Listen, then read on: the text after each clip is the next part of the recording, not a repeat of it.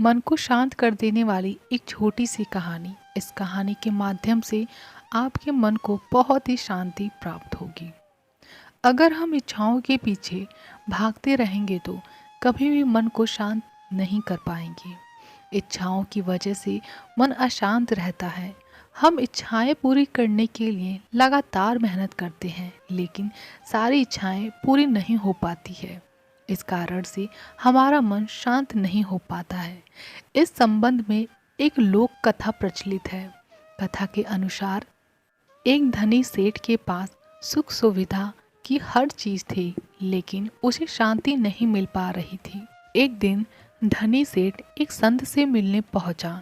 सेठ ने संत के चरणों में प्रणाम किया और बहुत सारे धन स्वरूप संत के सामने रख दिए। सेठ ने संत से कहा, गुरुदेव, मुझे आशीर्वाद दीजिए। कोई ऐसा उपाय बताइए जिससे मुझे शांति मिल जाए और मेरी ओर से ये दान स्वीकार करें। संत ने कहा, ये सब यहाँ से हटा लो, मैं गरीबों से दान नहीं लेता हूँ। यह सुनकर सेठ को बड़ा आश्चर्य हुआ। सेठ ने पूछा, गुरुजी, आप मुझे नहीं जानते हैं, मैं बहुत धनी इंसान हूँ, आप मुझे गरीब क्यों बोल रहे हैं? संत बोले, अगर तू अमीर है तो मुझसे किस बात का आशीर्वाद लेने आया है? सेठ बोला, महाराज, आपका आशीर्वाद मिल जाए तो मैं इस नगर का सबसे अमीर इंसान बन जाऊंगा, मेरे मन को शांति मिल जाएगी। संत ने कहा, भाई, जब तुम्हारी इच्छाएं ही अनंत है तो शांति कैसे मिलेगी? तुम खुद को भिखारियों से अलग क्यों मानते हो? धन के लोभ में तुम्हें शांति नहीं मिल सकती है। जब तक तुम इच्छाओं का त्याग नहीं करोगे तब तक मन शांत नहीं हो सकता है। तुम्हारे पास इतना कुछ है, लेकिन तुम अब भी इच्छाओं के पीछे भाग रहे हो, तुम गरीब ही कहलाओगे। सेठ को संत की बातें समझ आ गई और उसने इच्छाओं के पीछे भागना छोड़ दिया।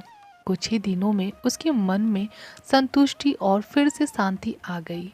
अगर हम सुखी शांति से रहना चाहते हैं तो हमें भी इच्छाओं का त्याग करना होगा, लालच से बचना होगा। लालच रहेगा तो हमारा मन शांत नहीं हो सकता। इच्छाओं का त्याग करने के बाद ही मन को शांति मिल सकती है। जीवन में सुखी रहना चाहते हो तो इन 3 बातों पर ध्यान देना होगा। पहली बात, आनंद में कभी वचन न दें, क्योंकि आनंद के भाव में व्यक्ति ऐसे वचन भी दे देता है जो भविष्य में परेशानियों के कारण बन जाते हैं। दूसरी बात, गुस्से में कभी किसी को उत्तर न दें, क्योंकि गुस्से में सही गलत का ध्यान नहीं रहता है और ऐसी बातें कह दी जाती है जिनकी वजह से रिश्ते टूट जाते हैं।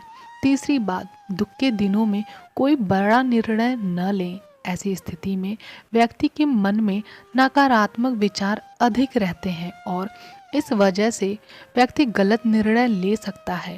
विपरीत समय में भी सकारात्मक बनाए रखना चाहिए और सही समय आने पर ही बड़े निर्णय लेने चाहिए। तब तक धैर्य बनाए रखना चाहिए। पूरी कहानी ध्यान से सुनने के लिए धन्यवाद। जय माता दी।